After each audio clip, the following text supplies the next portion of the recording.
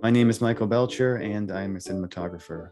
One of the things I realized once I started trying to make movies is that most of the effort in every department, most of the craft of movie making, most of the work that gets done on a film set is largely to support the manifestation of performance, to support actors, to, make something true, believable between people. And it's a wild pursuit when I think about it like this. So as a cinematographer, sometimes I feel like my work with lighting and composition and movement and etc. is fairly hollow, actually, on its own, until it gets occupied or enlivened by an actor. Because as a viewer, for me, there's nothing more satisfying in cinema than simply a meaningful moment that feels true. And if there's one thing I can say about Eternal Sunshine of the Spotless Mind, a 2004 film directed by Michel Gondry, is that it's chock full of meaningful moments that feel true, even within the conceptual sort of brain teaser plot. And I'm thankful that director Anthony Dickenson chose it for this episode. Anthony Dickinson is a director, photographer, and cinematographer. He's made commercials for Lexus, LG, the BBC, and Nike. He's made music videos for the XX, Mount Kimby, and John Hopkins, among others. He's done documentary work with the artist JR, and he's led campaigns for the World Wildlife Fund and Amnesty International with his production company, Almighty Pictures, which is entirely dedicated to making work for environmental conservation, wildlife, and the natural world. If you've seen Anthony's work, you've probably had the experience of seeing something you've never seen before. Anthony has distinguished himself as a filmmaker who consistently innovates using techniques like stop motion, hyperlapse, long exposures, multiple exposures, and motion control to visually break ground over and over again. Okay, here we go. So you chose Eternal Sunshine of the Spotless Mind, which I feel like is a landmark in so many people's lives because of, the weight of it. And I'm wondering if you remember the first time you saw it and what that was like. Yeah, I mean, I must have seen it pretty soon after it came out, and at the time, it was actually just as I was getting into directing. Um, Before that, I was working as a photographer, and when it came out, I'd been following Gondry's work for a while, his music video work, and always been really kind of intrigued by his use of techniques. He's obviously a master of many different, in-camera techniques, which I at the time was kind of quite obsessed with. And I think the first on my first viewing of the film, the thing that blew me away was just the visual approach. It was that grabbed me. And if I'm totally honest, that the story, the relationship, and the performances, and the depth of that, that narrative, that wasn't the thing that I was really drawn to at all. I think I came away from the first time I saw it just going, "What the hell? How? How has he created this look?" Yeah, it's interesting that it struck you as in a more technical way. Maybe the timing with just being at the start of your career and thinking a lot about craft, that makes sense. But it actually comes as a surprise because I feel like most people have such a crazy emotional attachment to, if not the specific narrative of these characters and what happens between them, then I think just the the emotional accuracy of the writing Yeah, and the amount of emotional just continuity between these characters where the detail, and I'm watching it again, the detail is just like, it actually gives me anxiety. There's like so many yeah, details, yeah. so many things that had to be planned for and accounted for and strategized to keep it in the film. But there's emotional continuity that I think just has deep hooks in most people's emotional lives. And I'm curious if that ever evolved for you from a more technical thing. Absolutely, yeah. I mean, I think that's the interesting thing. It's like it's kind of my relationship to that film has evolved as my kind of approach to directing has changed. So like I said, I began with this much more like, what can I do that's different? What can I do that's technically interesting? And I always kind of maybe push the narrative or like the performance to the back of that of my of or down the priority list. um and as I've got older, this is 20 years ago now, obviously, but like as I've got older, I've become much more interested in those layers. And the film has kind of given me that over the years when I've rewatched it. And of course now I watch it and I have a deep, I have a deep emotional connection to it. And I really, that's the thing that stands out to me now. It's like, it feels like so authentic. it that relationship feels so authentic, but it's still presented in this kind of surreal, dreamlike, fragmented memory. And that's incredibly difficult to do, I think. Yeah. Yeah. It seems like the film rides that knife's edge the whole time. I mean, it starts out pretty grounded and you sort of see these people meet, right? That opening 15 minutes Yeah, is yeah, is really grounded. And when it does start to fragment and get, a little bit more conceptual, it is such a knife's edge to not lose people in the, one side of the brain that's technical and then hope you can hang on to that more emotional piece. It's always kind of riding that line once it gets to the meat of the concept and the meat of the story. It's a super delicate balance. absolutely. And there's risk of it without the way it's presented visually and without the amazing edit. That's another thing. The edit is absolutely phenomenal. But without those things, it's at risk of just becoming quite sentimental. It's at risk of becoming a bit twee and a bit like there are bits about it that still make me feel a bit like that.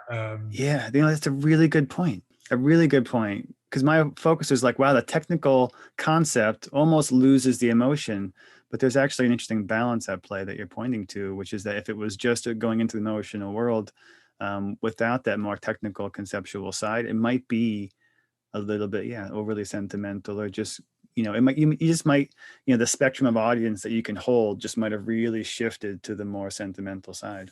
Well, I think that's the interesting thing also about Kaufman's films. If you watch Kaufman's films, a lot of them aren't accessible. They're just not. And when he collaborates with somebody like Gondry, that's almost not. I wouldn't say he's not the antithesis of that, but he's certainly uh, cards all out on the table. In the way that the fact that everything's in camera and the way that he directs is very much like that. But it feels like those two together had a really beautiful balance. And yeah, I wonder, because I don't know if you've read the script, but the script has a completely different beginning to it. Oh, really? There's a whole nother world. There's a whole nother like sequence of a woman trying to sell a script and then getting onto a plastic chair and traveling down this kind of tube with all these other people. It's completely random, yeah. And then it sort of goes more into the what we see now as the film, but it's I think it's a really beautiful thing to have the balance of Gondry and Kaufman. And when you see Gondry working on his own without somebody like Kaufman, it doesn't really always work, does it? Let's be honest. And the same with Kaufman.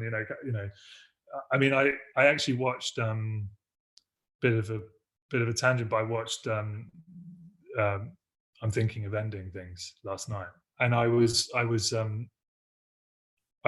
predicting that I would think it was a bit of a difficult mess. Because I find Kaufman's films often quite difficult. I didn't love Cinematographer. I didn't, or however you pronounce it. I didn't. I didn't love Anomalisa, and yeah, I thought his new one was I actually really enjoyed it. I thought it was very powerful. Mm.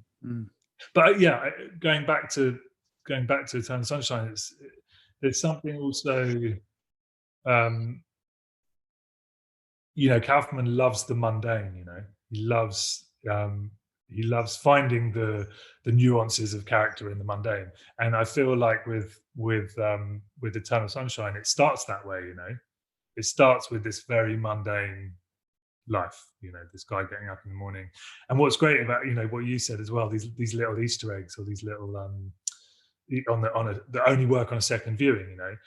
To a first time viewer, you're watching somebody get up in the morning, kind of look at himself a little bit funny, walk outside, see his car's a bit wrecked, but you don't, none of those things are, they don't feel like they're necessarily a big part of the storytelling. But I really love that whole beginning sequence is full of the evidence of the film. It's just packed with it. And even in the voiceover,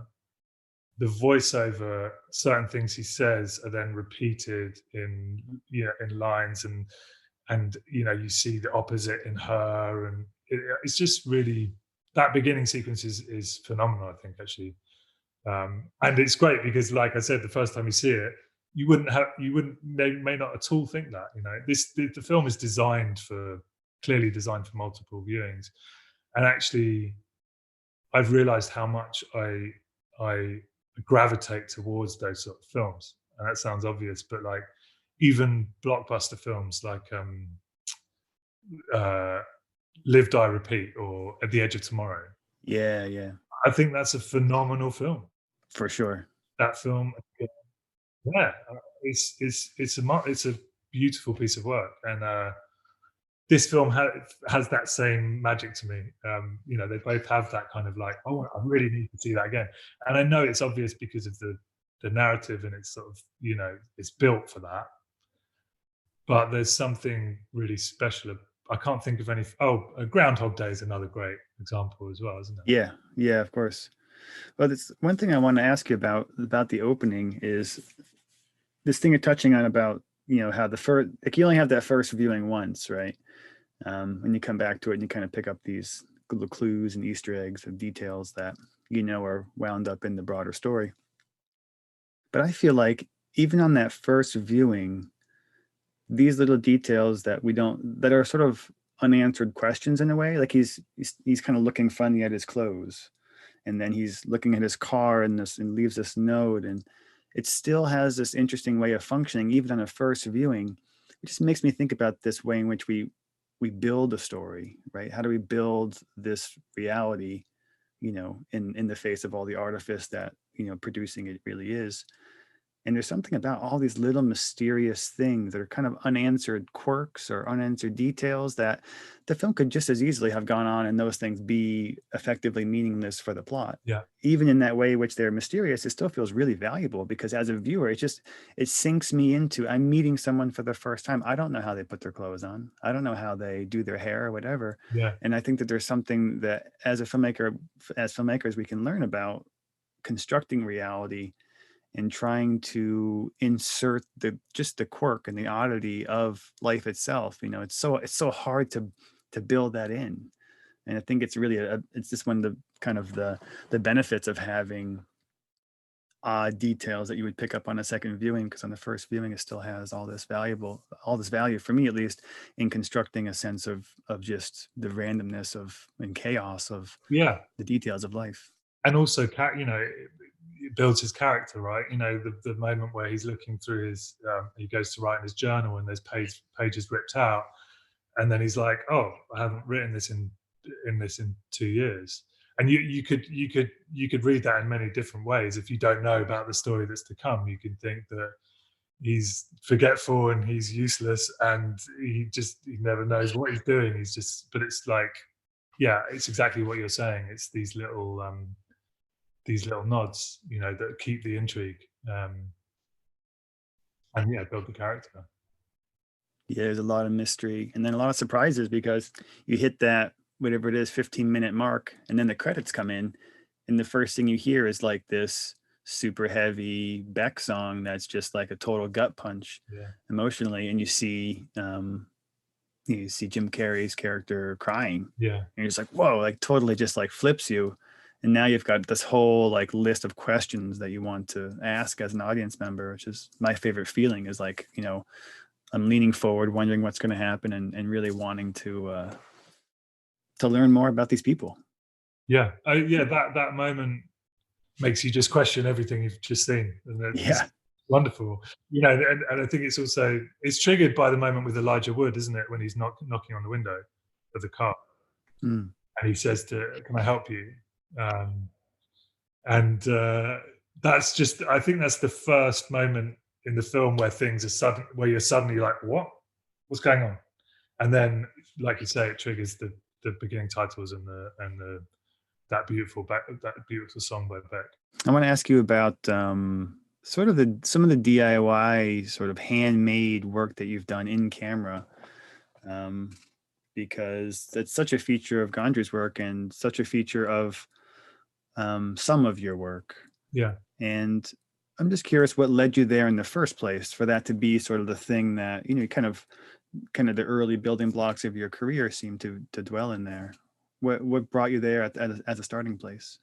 Um, I mean, it's definitely stems from my background in photography, because I um I studied photography, and then for my final degree show, I made a film, which was basically uh, I mean, basically just a slideshow, really, with a soundtrack, um, with sort of sound design. Like a La Jetée kind of thing?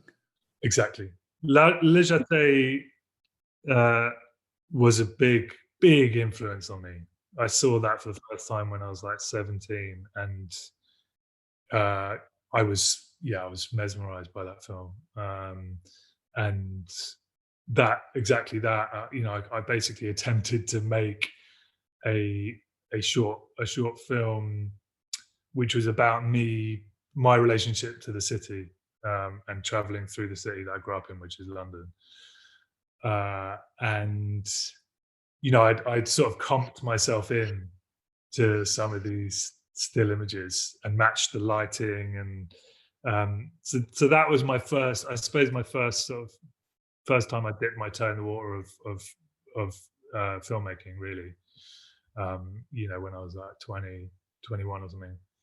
Um, and then when I left uni, I started working as a photographer, and like I said, I one of my good friends was starting to experiment more as well with film, and doing a lot of human pixelation, a bit like Gondry does or whatever.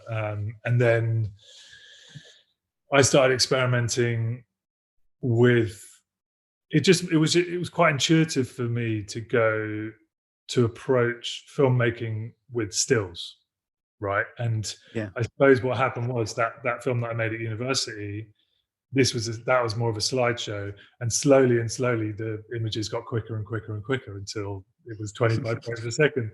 And that's when I felt like I was creating things that were in some ways kind of cutting edge. Because the other thing was that it was also the dawn of digital photography, and it was the dawn of digital photography. No, it's like it was the first time where you could where memory cards were fast enough to actually shoot continuously on a stills camera. So when I first got this digital camera that would allow me to shoot continuously, I realized that shooting long exposures at night and moving the camera and animating the camera movements would create this would stretch reality, basically. My first music video was basically that, me pissing about with a camera, and wandering around Battersea and parts of London, um, and just realizing, the really interesting thing about those techniques are especially when you're animating camera movements for every exposure, is that it becomes a dance, and you're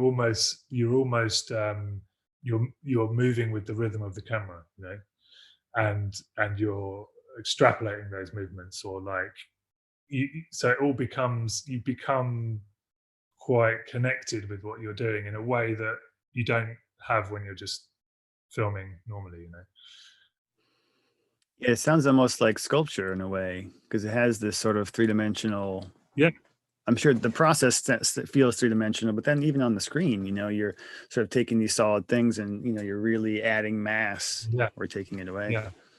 And I think the first time we sort of it was also all wrapped up in, I was working with I started working with an artist called JR. He's a street artist. I know that you know who he is. Um, and I was kind of going around the world with him, shooting his process, and him pasting. He basically pastes black and white portraits onto the sides of buildings, and the process takes a couple of days at a time. And to document that process was pretty much always time lapse. It just, it made perfect sense to shoot it with time lapse, which is obviously, time lapse is obviously stills stacked together. Um, and pretty quickly I got bored of standing next to this camera while it was on a tripod for 5 hours. So I started experimenting with moving the camera, but not in the same way as I was talking about before, in terms of like animating long exposures, but like basically moving the camera whilst locking to a part of what I'm seeing. So taking a photo, lining it up, taking a photo, lining it up, and moving around a scene like that. And that, I just suddenly was like, what the hell is this? This is, I thought I'd discovered, I suppose it got me very excited, and um, those techniques, now it's quite prolific. That it's called hyperlapse, and that technique is all over the place. But the work that I was doing with JR, I worked with him for like 4 years or so, and it culminated in a project in a favela in Rio, the first favela of Rio, called Providencia. And he did a project there where there was quite a traumatic event that happened there. Some young men were butchered basically by a rival drug cartel, and we were there to connect with the women of the community. And so the idea was to take their portraits, and take close up photographs of their eyes, and paste them over the favela, over all of their houses and all of their buildings. So what happens is, when you look at the favela from a distance, it's just all of these eyes looking at you. And it's an extremely powerful project, actually, and it would be, people should look it up if they don't know about it. That was in 2008. But what we did, how the work that I'd been doing with him up until that point, this discovering this hyperlapse technique, and then we collaborated to create a single shot that moved through the favela, visiting all of these pastings on the walls. And that took 2 days straight. And that is like taking a frame, taking a step, taking a frame, taking a step. And we moved through buildings, through walls, through post boxes, like all over the favela, basically. And it was that was it turned out to be like a 20-minute film, and I think that sequence itself is like 12 minutes long. And it's so strange how it's got a real magic to it, that because it's time lapse, and because along the way we visit these people who live within the favela, and we stop on them, and we're shooting rapid as we're in front of them, you have within that 200 portraits of this person, and it gives you this this strange insight into their personality somehow that you don't get with a single portrait. It feels like it's more of a sort of average, or a sort of more of a democratic way of seeing all the sides of them or whatever.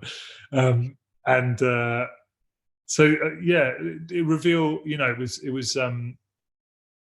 that film actually was was quite a turning point in my career, because a lot of people saw it, and it was played at the Pompidou in Paris, and then a production company saw it, and I got signed. I was that It was partly because of that and a couple of other things. I signed to Pulse Films, um, and the stuff I was then doing at Pulse Films, and the first commercials I was making and the music videos I was making, they were all kind of based around these techniques.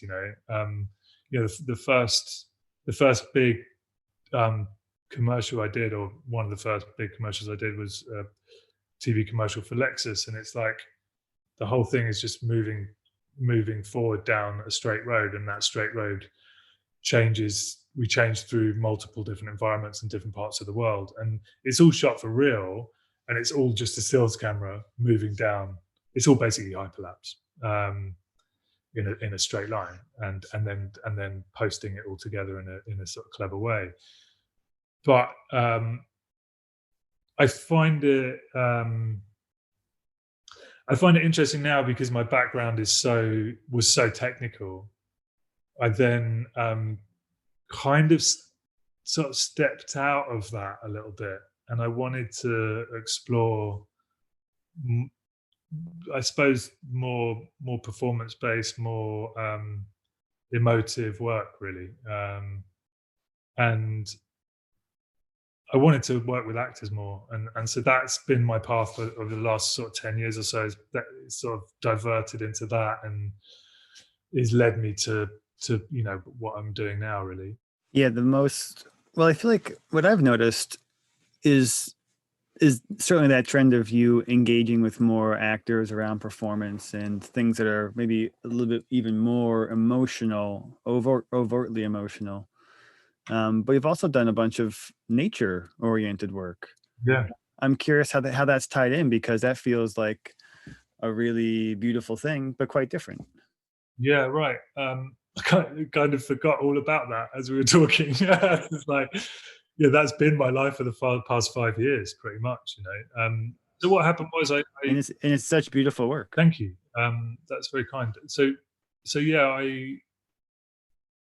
I suppose after getting quite heavily involved in the commercial industry, and I was making, I was doing really well, and I joined Pulse, and I was the first director making commercials there, and sort of the commercials department built around me at the time. Obviously now Pulse is a beast, a different beast, but and I grew with that company, and I loved the guys there, and I spent 7 years there, and I had an amazing time. But I reached a point where I didn't want to make those sort of commercials anymore. I didn't want to. I just wasn't feeling it in my soul, if I'm totally honest with you. And so I kind of had some big life changes, and I left Pulse, went to another production company for a small amount of time, and then decided to kind of strike out on my own. So with a producer that I'd worked with for many years, while I was at Pulse, he was also he's a freelance producer. We set up a company together, and we decided that we wanted this company to only, he loves nature, and he loves animals, and keen to do what he can to tackle the problems, the environmental issues in the world, as we speak. And we decided to, I've always been a big nature lover, and we decided to build a company around that idea, and only make commercial projects that are for environmental charities, basically. And so we did the first project we did was actually still in the sort of realms of technique and I suppose that was my way in somehow. But the first project we did was a commercial sort of slash music video for WWF, not the wrestling, obviously. And we basically took a projector screen out into different parts of Africa. So we took this big projection screen out into the savannah, and then in a on a wild beach in South Africa, and then over a lake, and we shot it all in camera. It was a sort of, I was like, and you could have done that in post, but you wouldn't have had, it wouldn't have had the same life, Yeah, yeah. But that was the way in, really. We did that project, and then from then on, we were like, let's just continue down this path. And it wasn't totally intentional, if I'm honest. It just happened, and then we were, the great thing about it is as well is that we write all of the creative as well, and so that gives us a lot more creative freedom. And then I also just started shooting a lot of it myself. It was partly because of the carbon footprint thing, traveling around and not bringing a DP, and so I started shooting a lot of it, myself, and Talk to me about that. How did that come to be? Because it feels like, especially with your photography background, just your visual eye, it totally makes sense, and it seems like a brilliant decision for someone with your skill set. And yeah, how do you think about that? Because you've done it on some of the nature stuff, but also on some music video work as well, it seems. yeah, What's that like for you? Because it's relatable. It feels like, I mean, I'm a DP, so to shoot and direct, if I was to direct, feels natural. But yeah. what's it like for you? I've got to say, like, I think the first sort of more how do I put this? I think for me, on these type of projects, the environmental projects, it just made a lot of sense for me to be at the front, with the camera, because there's a certain way that we work in a very small unit, when we're traveling around and shooting, that really, to have that speed of and reaction to what's going on around you, and just having a camera in your hand. When you're shooting wildlife, there's no directing, basically. So to be there with the camera, and I did shoot some of the early stuff, the early WWF stuff with a cinematographer called Ben Fordsman, who's a great talent. He's amazing. Incredible. One of my favorites. I often say that if I was a director and I had to hire a DP, it would be Ben Forsman, probably. Oh wow! Okay, yeah. Honestly, yeah, I love his work. He's amazing, and uh, it wasn't like it was a reaction to working with him or anything like that. It just felt more intuitive for me to have the camera in my hand. And as I've gone on and I've done more and more of that, I've realized that to remove, this isn't for all projects, right? This is for very specific projects. I would always use a cinematographer, and I love the relationship with a cinematographer. I would always use a cinematographer for very specific projects, Sure. big lighting setups, and like, that, where you can't, where you don't have time to deal with both of those things in a holistic way. Like, you have to really divide yourself for some projects, and you need somebody who's more talented than you are. And so it was, for me, it was this being right in front of the talent. And this is for projects that weren't just wildlife now, but like being able to be right with somebody, and be right, and feel like you're not working through something else to get what you want. Totally. And Totally. yeah, I think it's brought on a lot by just by um, the budgets and the pace at which we had to work, and that kind of was definitely part of that decision making. My producer was like, "You can shoot this, man," and so he was actually very good at kind of pushing that, and very trusting, because a lot of the charity projects that we've done, we've actually paid for ourselves. We have money profit in the company, and we use that to make projects for people that we love and care about.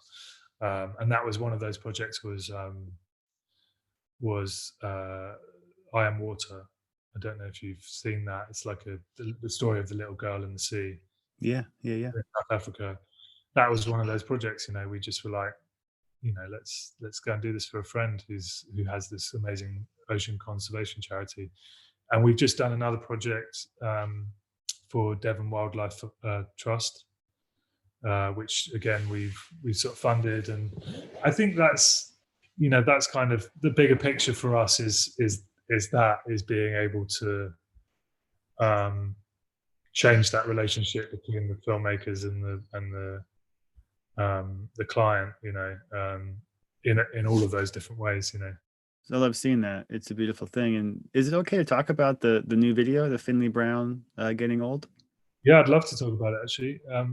It feels like there's a bit of a synergy there where you have this performance element entering the equation, a technical quality, and I think you shot it yourself. No, I didn't. Okay. This is one I didn't, and I was really glad I didn't, because so my neighbor happens to be a great cinematographer. Amazing. Yeah, yeah. Mads Juncker, his name is, a Danish chap, and we'd had a couple of conversations about it, and the video kind of the Finley had contacted me, and I was unsure whether or not, because I've made a few videos for Finley over the years, and then I was like, why wouldn't I? Why wouldn't I make a video right now?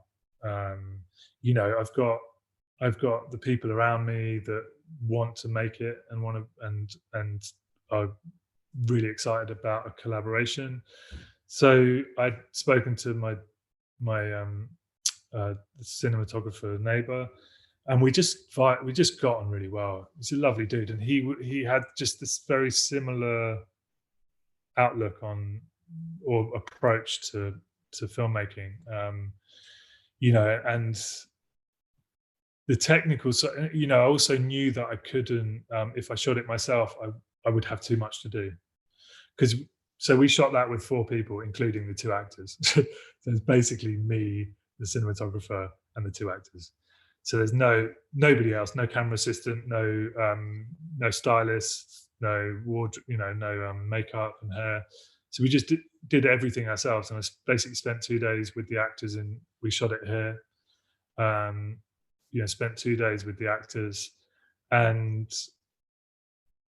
it was just a really wonderful experience. So the technical side of things, we're using motion control, but there's this motion control system that I have, that I bought off a job a few years ago,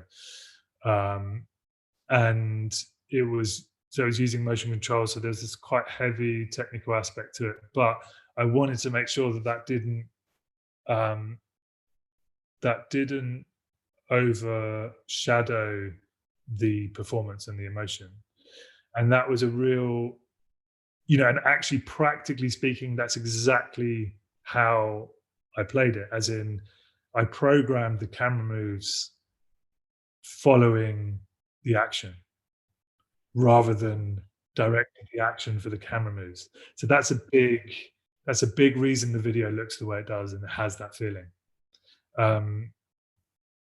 And basically, a lot of it was, one of my big references. I don't often go into a music video with by referencing films, or that's just never been my way. I'm not really.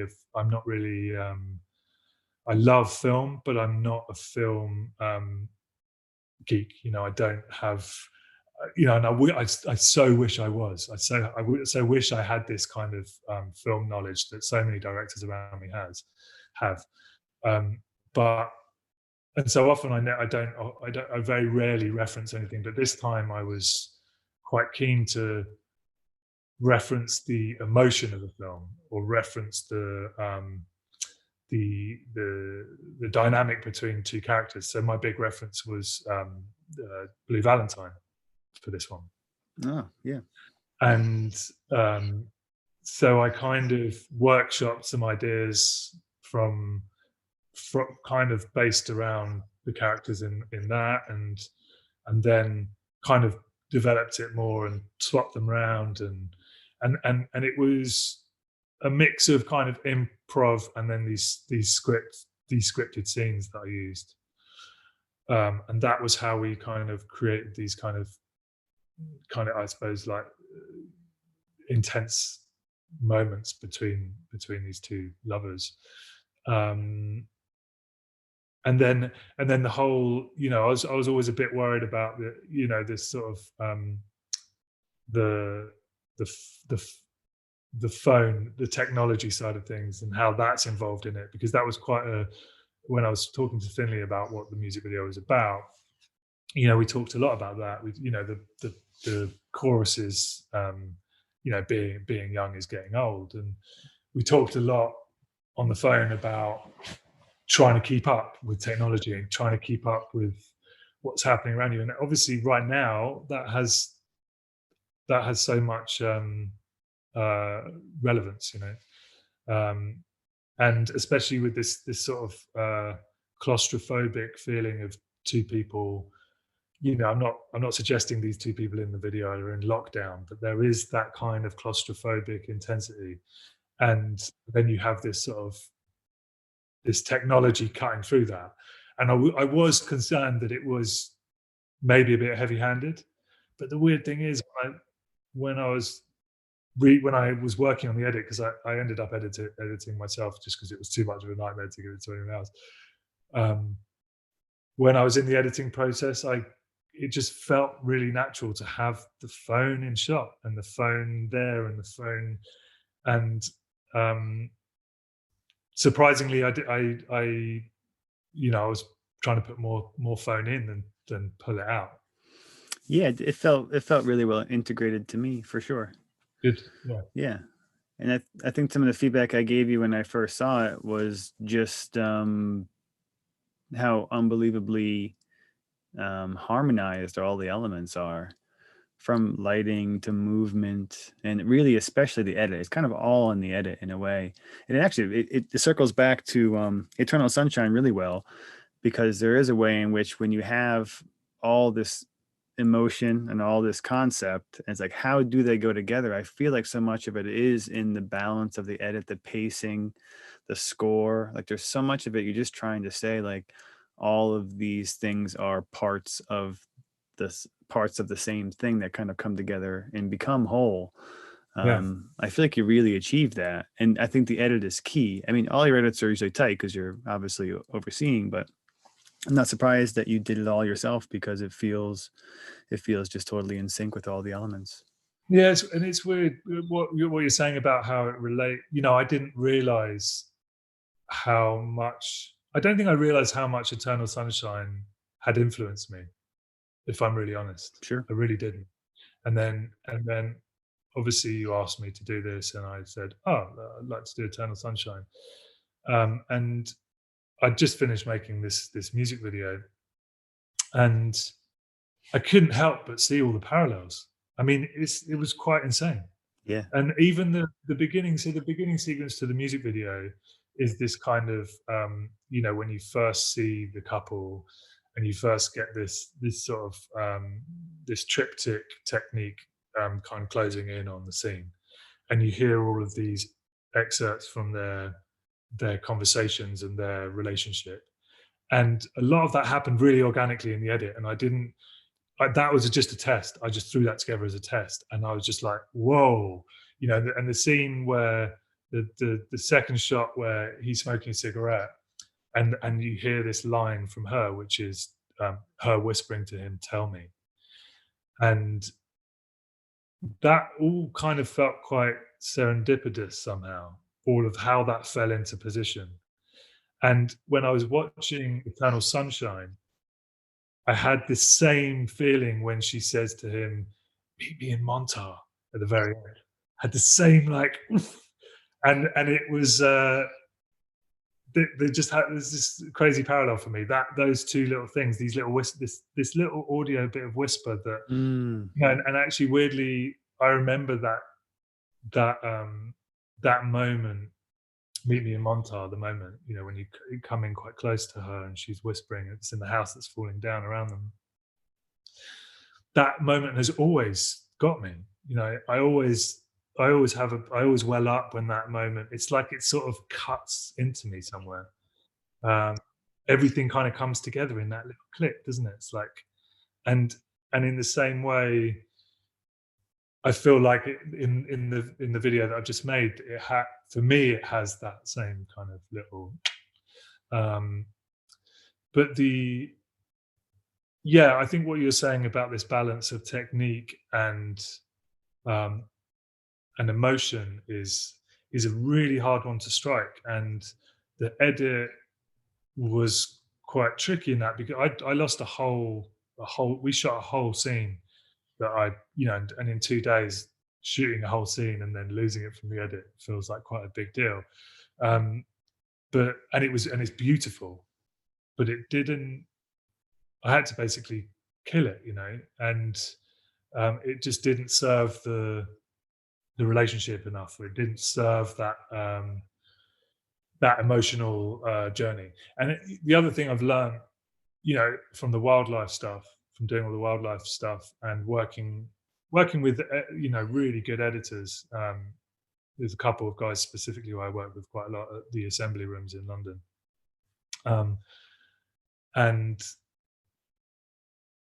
one of the things that always sticks in my head when you're working through an edit is, always go with emotion. Always go with the emotion. Forget everything else. And so it feels like for me now, and then, in the beginning of my career, that definitely wasn't it for me.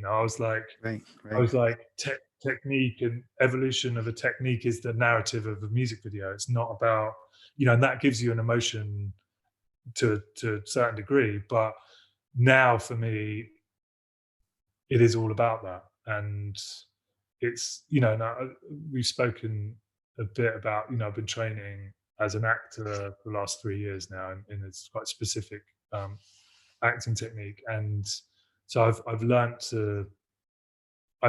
that I've learned how important your vulnerabilities are, and how important those things, both sides of the camera, Yeah, and how it all comes through, if you're working in an authentic way. um, yeah.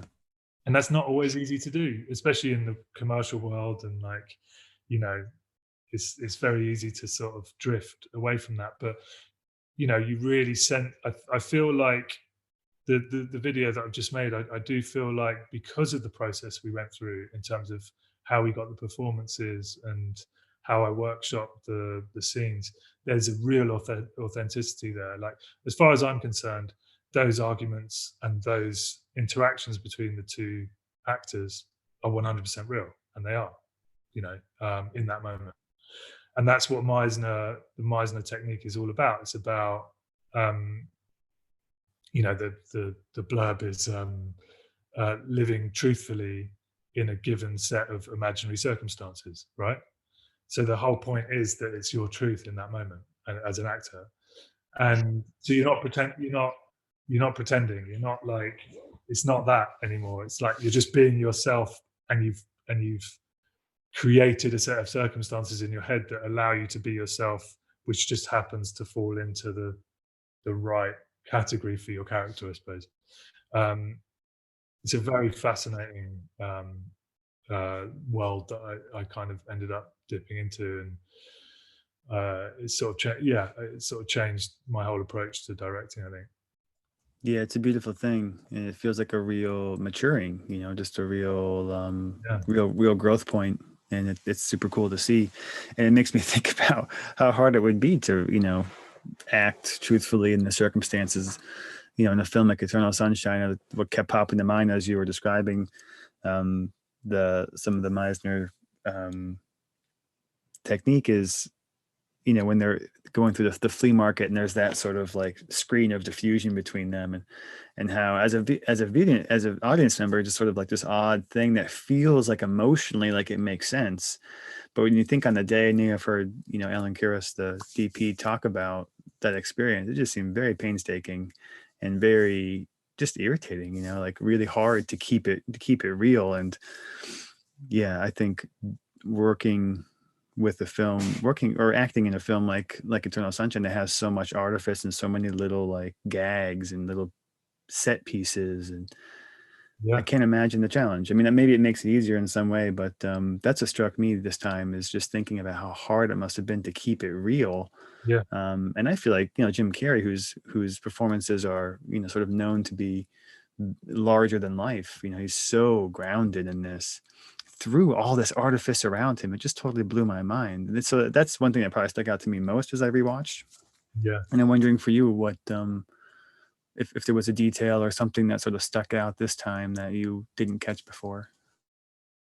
I think to me, just because I'm a different director to who I was when I first saw it, the I was very drawn to breaking down the performances more, and I can see there's a lot of improv in there, and it's like really effective for getting that connection between the actors. And um, and then I started reading up about it, and obviously there is tons of improv in there, and um, Michel Gondry really allowed them to, a lot of the stories about um, uh, the characters being younger, or Jim's character being Joel being younger, are stories from Jim Carrey's childhood, and they were allowed to bring these elements in, and all of those things have created a film that feels, like we said before, super authentic. And I think that to me is the thing that stands out now when I watch it. Technically speaking, I still go, wait, how have they done that? I still have that, like the sequence when she's in the flat and she's in multiple places, and he walks around following her, and then she pops up in the kitchen. That's all done in camera, her going through trapdoors and stuff. But then just after that, there's a sequence where he follows her down the street driving, and he pulls his car up, and he runs down the street after her, and then you realize he's come to the end of the street that he started on, and he turns around and runs back, and then you realize he's back at where he started again. And um, you know, technically speaking, I can't believe I'm going back to the technicals, but this is the first time I realized how they did it. And he didn't use motion control. He didn't use any kind of. He wanted the most movement possible in the camera, but he basically stitched together these sequences so that the ends of the roads are the same but mirrored. Mm, So and I never it's something I'd never seen before. Actually, I never even noticed that that's what was happening there. yeah. Um, and I thought that was beautiful. And also, if I'm honest, I thought a lot of the diffusion stuff was post. I didn't realize these are people carrying diffusion frames around behind him, between him and Kate Winslet. Like you said before, Yeah. and that to me is mind-boggling. The practicality, like like you were saying, the practicalities of that. Not only the practicalities, but also keeping in the connection and keep the two actors keeping that performance going is Yeah. yeah, it's amazing. Another thing that struck me, just as you're mentioning the moving camera in the street, is the coverage is so raw, right? It's so like the shot reverse shots are, often mismatched, not the same size, same angle, same distance. Um, the coverage is kind of all over the place in this really kind of documentary feel, which is so hard to maintain once you're doing all this set work to still keep the camera alive, I mean, it's like Ellen Kuras just nailed it. It's so hard to do that, and it really feels like the whole thing is breathing. We really feel embodied in the experience of the disorientation of, memories changing and trying to wrap your head around a difficult emotional thing. It's extremely brave. Mm. It's extremely brave to build this world and then shoot it in that way. Yeah, and there's some really like unlike just unrealistic, like really strong vignettes on the frame, and there's Yeah, some really strong, on-camera lights that always felt really emotional and appropriate when they're in that sort of falling apart Montauk house trying to find each other like that. That always made sense. But I noticed it in a lot of other places, little inserting moments around things where there's just like this really interesting light, and yeah, yeah. it's so effective, although it's hyper real. Yeah, and actually, there's an interesting parallel there with the music video that I've just done for Finley Brown. We purposely um, made like although we were using motion control, I did everything I could apart from affecting the move itself. I did everything I could to make it different. And so we left water on the lens for the scenes underneath the motorway bridge. I checked. I'm giving all the tricks away here, but I left the autofocus on for a lot of it. So you've got this sort of shifting in focus. We changed the zoom, changed the lensing. So you have this, but what that does is it's storytelling. It's another texture to and another way of dealing with memory, which is something I forgot to talk about. Actually, that's the biggest parallel here for me Mm. between the two things is that this music video is, it's all about perspectives and memory. It's all about when you're in this moment and having these altercations or these moments of intimacy with your partner, how memory everyone remembers it in a different way, and how so the technique for me was all about having this consistency in the moment in terms of the way the camera's moving, but this sort of discrepancies in the way that is the memories are documented, if you know what I mean. And so that was a really big part of it. This idea of what memory is, and what relationships are, and what people, different perspectives on relationships, and I feel I feel like everybody can relate to that, to some degree. Is there anything that you would change in the film? Do you feel like it's perfect, flawless? Is there something like, I saw just a small thing here, or this even bigger, broader thing that, you feel like would make the film a little better or a little bit, yeah, something you would tweak? Yes, there is a thing, and funnily enough, so I watched it a couple of days ago, obviously before this conversation, and the first scene where they meet on the train, where they start talking to each other on the train, I kind of hate that scene. There's something about that scene. Well, I know exactly what it is, but Mm. uh, when I was watching it, it's like, oh God, have I misremembered this whole film? Have I is this the tone of the whole film? Because this is just not, this isn't what I like at all. And I realized after doing a little bit of research that that scene has very twee, terrible music playing throughout, right? And it feels kind of cartoony, um, and it doesn't feel authentic at all. And after doing a bit of research, I realized that was so. If you actually watch that scene and you listen to the music stops. So the music's playing all the way through the scene, and only when they pause and they stop speaking, does the music also stop speaking? So it's actually the opposite way around to what it normally is. So you've got this slightly awkward, uncomfortable feeling about that scene, or I really do, and it's because they flipped it, and it was Kaufman's idea to flip it, and Gondry went with it. And I personally, I think it's a mistake. I don't like that. So I did not pick up on this on my viewings ever, but you're saying that so the the the score plays over their dialogue and then drops out when their voices Yeah, stop speaking. which is kind of exactly the opposite of what you would Yeah, do in a yeah, scene to an otherwise magnificent score. The score to this film is phenomenal, and then to have this scene, the first scene they meet, for me, it just sets the wrong tone. tell me how it's not working for you. 'Cause I'm curious about just what it might be. If I mean, it's also fair enough to say like I'm not sure, but it just doesn't feel it pulls me out or something. It can be that simple. I find it makes me find her more annoying.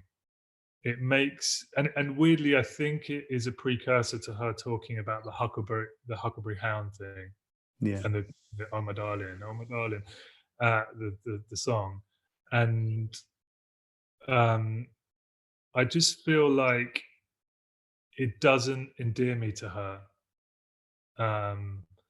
and I suppose I'm just a bit old fashioned. I want to fall in love with her as he kind of does, and I just find her really annoying in that scene.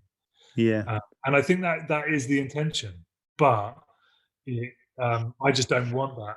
I just don't want that feeling in the sure. film, because the rest of the film, I am in love with her to some degree. I am like, I'm in that relationship to some degree, but not in that bit. I'm not. I see what you mean, and I certainly know what you mean about the experience of it, and just her character in general. I mean, both of their characters are a little bit they're frustrating people to observe, right? They're so outwardly human and irritating, you know, and really, I think in a in a in a movie sense, unlikable, right? Like because they have all these flaws that are just like coming out first in this interesting way as they interact, and it's yeah, totally uncomfortable in a lot of And, ways. but the thing is, I wonder if the music was changed and it was more, Supportive. yeah, um, then I feel like it I wouldn't have felt that, and I could have. I wouldn't have been. I was kind of taken out of it at that point. Is kind of what I'm saying, because I was slightly disgusted by what was happening with the music. Yeah, this scene is so awkward in general as well. I feel myself pulled out because I can feel them trying. It's such a hard task to try to create an awkward first encounter with like a strong like outward personality and like a kind of a shrinking internal personality and how they come together and what does chemistry look like. It What a task. I mean, that is such a hard thing to achieve. I was just thinking about the scene in Blue Valentine where he on the bus, Mm, where he meets her on the bus and sits down next to her. It's like the flip of Eternal Sunshine, but that works so well. You know, um, right. there is an awkwardness there, but yeah, they're very different characters, of course. But um, I suppose for me, I'd just been in the world of Blue Valentine for a bit, and how well that works, that scene in Blue Valentine, and how I don't feel like it. Look, but I think what we're saying here is it's effective for what they wanted us to feel, right? Maybe, I don't know. I think your point is valid that it might sort of push the envelope on her likability or just how the whole scene feels, if it injects a little bit too much awkwardness, a little bit too much just irritation because she is irritating. Um I'm so happy you brought that to my attention because it hadn't quite occurred to me. I mean, it's there's friction in me when I watch that scene, so it's cool that you've been able to spot that Yeah, element of the soundtrack. Okay, second to last question. How do you see filmmakers, or how do you prefer to see filmmakers use the medium of cinema? Cinema can be used for entertainment or insight or exploration or propaganda. Yeah. What are you looking for from cinema as a viewer and as a maker? And how does this film fit into that framework? Well, I do think that I've got quite varied taste in films. I actually really enjoy, just a bit of chewing gum for the eyes. Just some simple, a Marvel film, or something like Live Die Repeat, Live Die Repeat, or The Edge of Tomorrow. That's a great film, and I appreciate that kind of filmmaking. I mean, I think as a director, you kind of appreciate every film for to some degree, just because it's such a mount to make a feature film is such a mountain to climb. Just because it exists, almost like a human, it's like you exist, therefore you have worth. It's like films are kind of like that. It's so hard to make them. Yeah, exactly. So I don't really discriminate as such, but the film I love bravery in films, right? I love like what the Safdie brothers are doing. Good Time for me was that, that blew my mind when I saw that. And I talk about bravery in that film. You're following a character. It's going to end. You kind of know it's going to end in tragedy, and you don't see the moment of his final moments. You see it all from the top of a building looking down. I mean, that is brave as a director to do that. To not be in that moment with this character that you've been following, to not be in that final moment with them is crazy. And then in the same way, Uncut Gems is like there's so much bravery in that. The soundtrack and how uncomfortable the feelings are, all the way to this sort of like intensity that isn't it's not entertaining, that film, really. Although I really enjoyed it. It's not really entertaining as such. And then I appreciate when people strive for something experimental, and I suppose that's what makes a lot of directors stand out, and that's where their careers come from. People who are doing something a bit different, right? um, Aronofsky, or like in the last few years, the Safdies, obviously. But then you've also got Yorgos Lanthimos or whatever, and doing stuff like The Favourite. The Favourite to me is it's a phenomenal piece of work, right? It's like the bravery in that for me is doing a period, like comedy drama or whatever, and shooting it in the way that he's shot it, knowing that it's going to jar with the with the time, um, and how well it works. It's unbelievable how well that film works.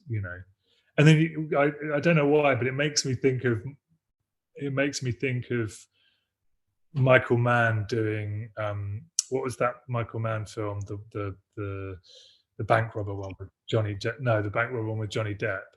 Anyway, that film, he decided to shoot digitally, and he decided to make it look quite modern. And that's a massively failed attempt. But then you have something like The Favourite, and it's so striking and so standout. And obviously, the script is brilliant and the performances are brilliant. But um, I love that kind of bravery. I mean, Yorgos does so much amazing stuff. Dogtooth, and obviously, it's all extremely brave, and a very different approach to cinema. To like commercial cinema, and the fact that he's been embraced by Hollywood really is we're in an amazing time for filmmakers, I think. And then even Kaufman's new film, um, I'm thinking of Ending Things, is I mean that to me also is an extremely brave piece of filmmaking. And I love the DP, what's his name, Lucas Zal. Mm, Um, and one of my favorite films, the film that I was actually thinking about for this, but it didn't have so many parallels to my career, and it doesn't have so many obvious connections, was Cold War, which it totally blew my mind when I saw that film. And I think it's the only film I've seen. Saw it 4 times in the cinema. It's the only film I've seen multiple times in cinema, really. yeah. Uh, and the way it's shot, the love story, um, and just this sort of, the way that it travels through Europe at that time, and has so much. It's so romantic, but it's this sort of, it's another toxic relationship, right? Uh, but I love that film. And it's funny because the DOP who shot that, obviously this guy Lucas Sal, I had his name written down because I was like, I'd forget it. Mm, Uh, Lucas Sal he also shot Ida, and now he's shot Kaufman's new film. And this sort of square format, this look is so good for portraiture and intimacy, and it's not as good for landscapes, but even in Cold War, when they're using it for landscapes, it still works, yeah. but I really love the look of I'm thinking of ending things, that look, because I assumed it was shot on film, but it's all shot on the Venice Mm, and an Alexa, I think. mm. But yeah, it's good. Well, I like your point about bravery.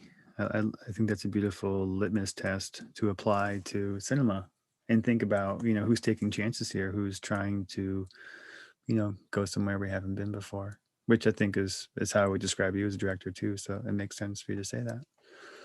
Um, Last question I have written down here is if you could ask Gondry one question about Eternal Sunshine or about filmmaking in general, what might you ask?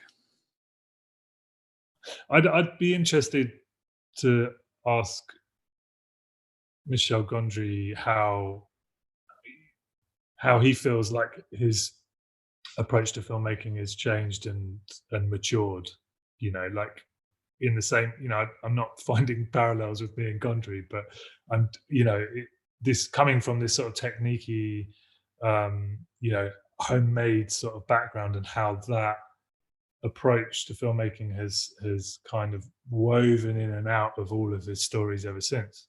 And it'd just be interesting to have a conversation about that. I don't know if there's a specific question, but um, I'd love to know how his relationship to the in-camera handmade approach has changed over the years. Yeah. Yeah.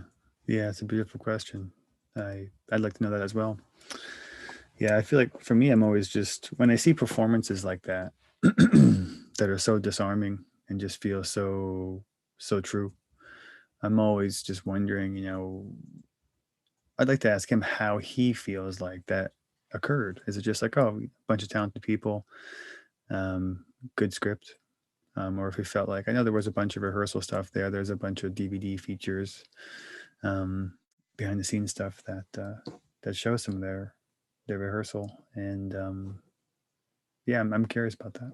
One thing, when I was doing reading up a little bit about the behind the scenes, and the way that he dealt with actors, and the way that he dealt with the talent, and the way that he worked, excited me a lot, because it was this idea of giving the actors space, like really giving them the space to explore their characters, and like find the connection with each other, and run with it. I think that's a really, it's just interesting thinking about someone like directing in that way, where you're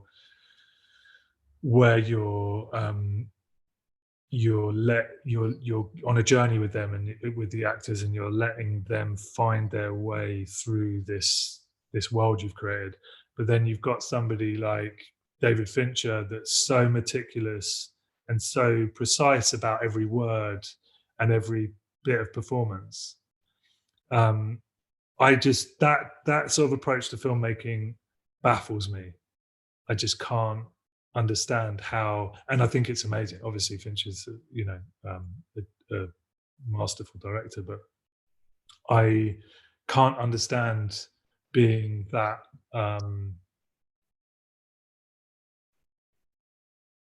decisive before the moment. You know, it just doesn't work for me. I think what I'm finding now with the way that I approach my work is that I'm kind of creating an environment where serendipitous moments happen, and that's how I like to work. You know, I did a job for Wild Animal Protection, um, 2 years ago now. But there's this one scene which is a dogfight, um, and it's obviously not a real dogfight. The dogs weren't even in the same space at the same time.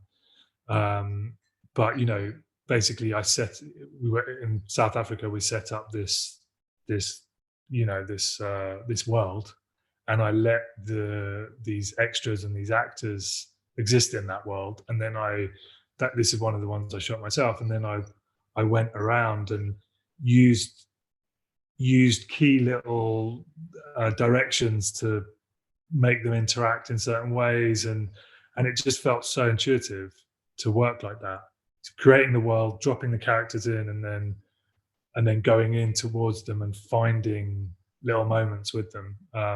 Obviously, that doesn't work for certain types of narrative and certain approach to film, but certainly for a commercial like that, it worked so well. And in the same way with the music video I've just done, that feels in a similar vein.